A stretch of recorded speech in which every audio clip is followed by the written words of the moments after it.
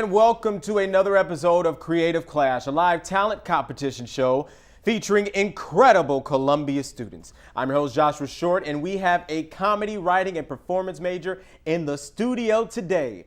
Here to perform stand-up, ladies and gentlemen, Sydney Back. Hello, I'm Sydney Back, as he just said. So I kind of over dating. I don't know if anybody else out there is over dating, which is weird because I'm only 20 and I feel like I should still want like a picket fence and, like 2.5 children and health insurance, but I don't, which is whatever. It's like I'm a cougar trapped in a little girl's body, Like, you don't have to tell me I'm pretty, just stick it in for God's sake. Jesus. The thing is, I'm on Tinder. Naturally, as it would be, and Urban Dictionary calls Tinder calls Tinder. I'm sorry, my brain just farted. Calls Tinder the McDonald's of sex, which is great, which is awesome, except for I have not found a supersize yet, so that's fun. So yeah, I'm just going to tell you my favorite story from Tinder. It involved 3 days of Tindering, 2 lukewarm natty lights, and a futon. College. So like I said, I was Tindering this guy for 3 days, for anyone that's paying attention. And eventually he was like, hey, come to this frat party. And I was like, okay, like, fine. And so I went, and I got there, and it was just like it was a frat. I've never been to a frat party before. It was disgusting. There was gunk everywhere on everything. I didn't know why. I didn't get it. Anyway, I found the guy, and he handed me 2 natty lights that were lukewarm, and I drank them. It was the best water I had ever tasted. It was delicious. And then slowly, as I started to get a little bit tipsy, I was like, okay, it's Tinder. Like, we both know what's happening. So I was like, let's go back to your place. And so we did. And he was in one of those apartments that's kind of like Plymouth or 2 East 8th, where it's like there's 4 people all together in 2 rooms. But his direct roommate was home at the time. And I was like, oh man, like, what's going to like, what are we going to do? But then naturally he was like, well, I got a futon because it was college. And so we fooled around the futon, did our thing. And then when when he was finished, it was like really early in the morning. I was like, can I just stay here? Can we just like snuggle? And he was like, okay.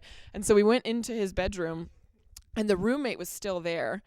And I was like, oh my gosh, is that going to be a problem? Like, is he going to wake up and find me and be weirded out? And he was like, no, it's fine. He's a heavy sleeper. So I was like, okay, whatever. And so then we snuggled up and I drooled some, whatever. That's it, pointless.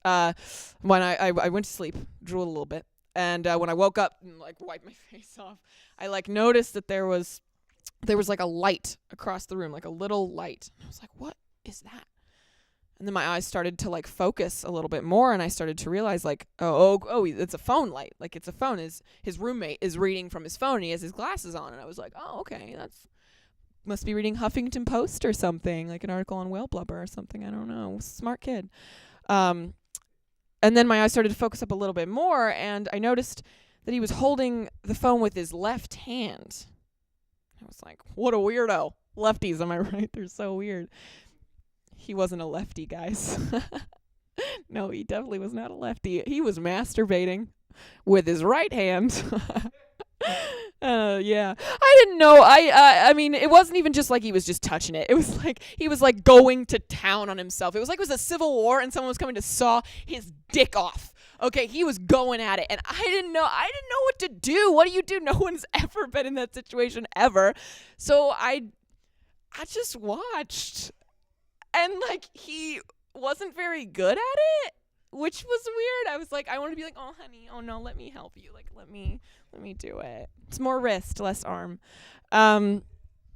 And so, but the thing is like, when you have hindsight's 20/20 and you think, like, what should I have done in that situation? And I realized what I should have done. I should have started masturbating with him. And not, like, in a sexual way. It totally wasn't going to be like, oh, nothing like that. It was going to be like, once he noticed me doing it, he was going to look over and be like, oh, and I'd be like, oh, my God, like, we're both doing this. So weird. All right, thank you. That has been my time of Sydney Back. Thank you so much. Sydney. Thank you so much. Now, viewers, be part of the show and tweet us at Creative Clash with your questions and responses to that amazing performance. And after the break, your tweet could be featured on the show. Stay tuned, folks. We'll be right back. Did you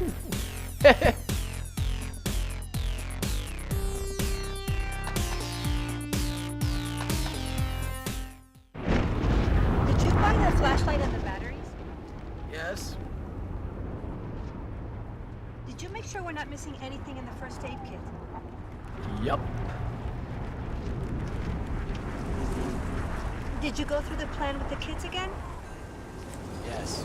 The more you prepare today, the more you'll be able to reduce the devastating effects of a tornado, an earthquake, a power outage, or any other disaster. Get a kit, make a plan, be informed. Visit ready.gov.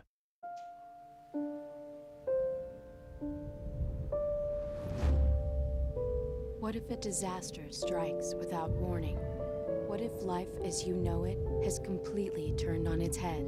What if everything familiar becomes anything but? Before a disaster turns your family's world upside down, it's up to you to be ready. Get a kit, make a plan, be informed today.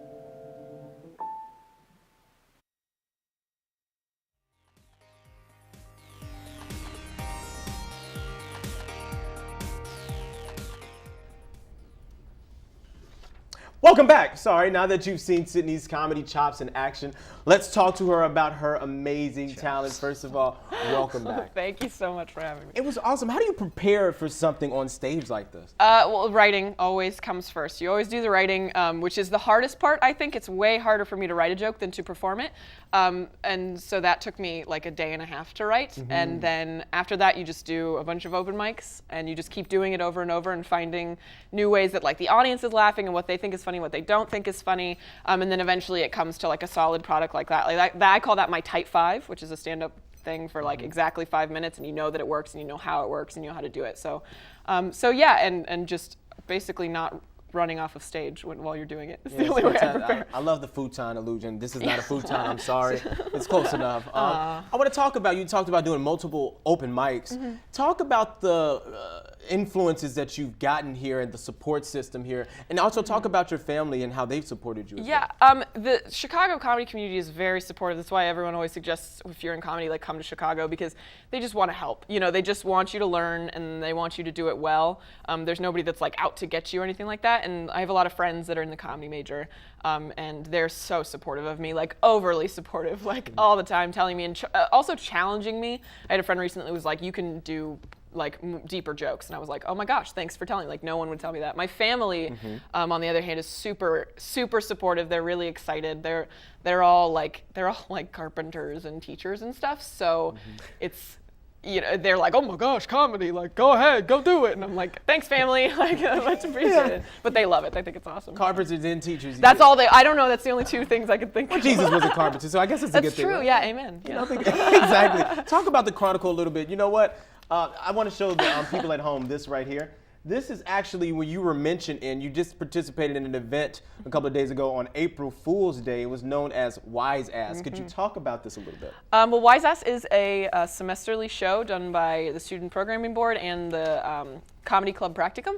And it's just kind of a drawing of comedy acts, and if you get picked, then you go on. And they asked me to host, and I freaked out because I was so excited, because I remember like doing Wise Ass and thinking that like getting on the show was the biggest deal in the world, and then this semester they asked me to host it, so it was a real honor. But it's a real fun show because people can try out new material. It's kind of like it's the open mic here, pretty much. So they can try out new material, see how the crowd likes it, and it's kind of, there's a big audience. The audience is really always great. So that's kind of what Wise Ass is in a nutshell. Women, they have evolved in this field of comedy. Can you talk about how this day and age is the perfect time for you to be involved in your comedic aspirations? Yeah, I think that there are so many trailblazers for women comedians, like Tina Fey, and Susan Messing is another person who's an improv person.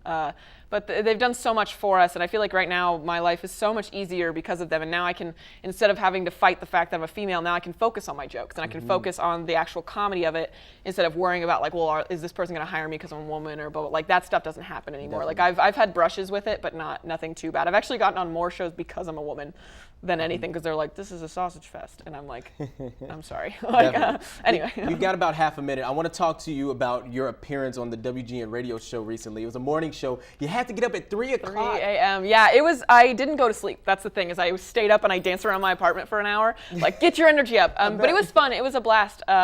I was on it with Jason Acevedo and Sam Gordon. Yeah, he was a guest a couple of years ago. Yes, yeah. And it was just fun. The host was really asking us about comedy and like how we got into it and our aspirations. And it was a really cool conversation about comedy and the competition that we were in, that we were at the time semifinalists, but I am now a finalist in. So. And when you talk about finalists, Sydney's talking about 100 Proof Comedy's Chicago's top college comedians, long title. So that's amazing. Congratulations on being a finalist in that.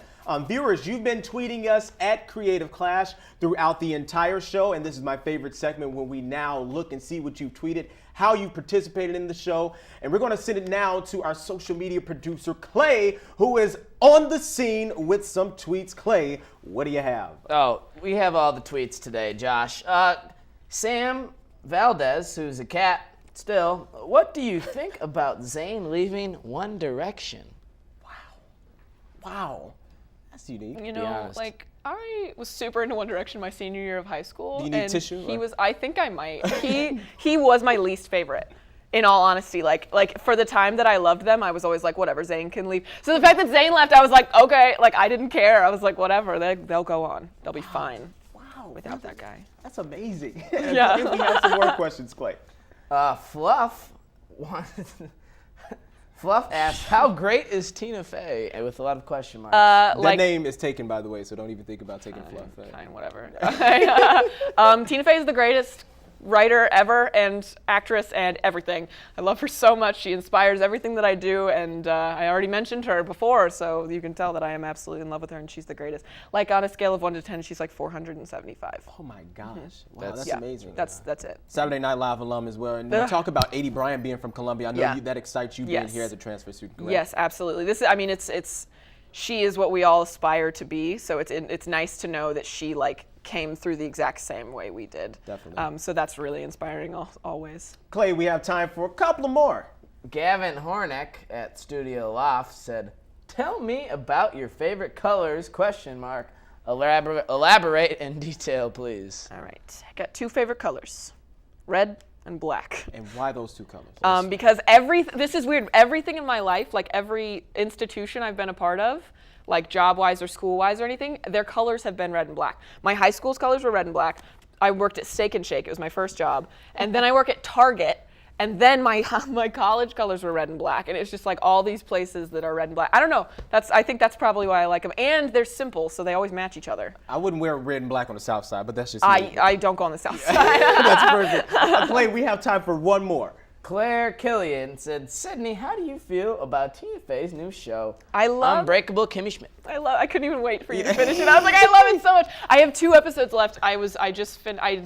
There's the courtroom episode, and that's where I left off with John Hamm, who I'm also in love with. Tina Fey and John Hamm are in the same episode, and it always makes me really excited when they're on screen together. I love it. I think it's great. I think it's exactly what Tina Fey should be producing and what she's always wanted to be producing. And it brings up a lot of questions about like race and all that stuff, and about gender equality and things like that. And I think it's just great. It's a passion project of hers, and I enjoyed every single second that I watched of it. So. Well, you're passionate at what you do, definitely, and you are Tina Fey-esque.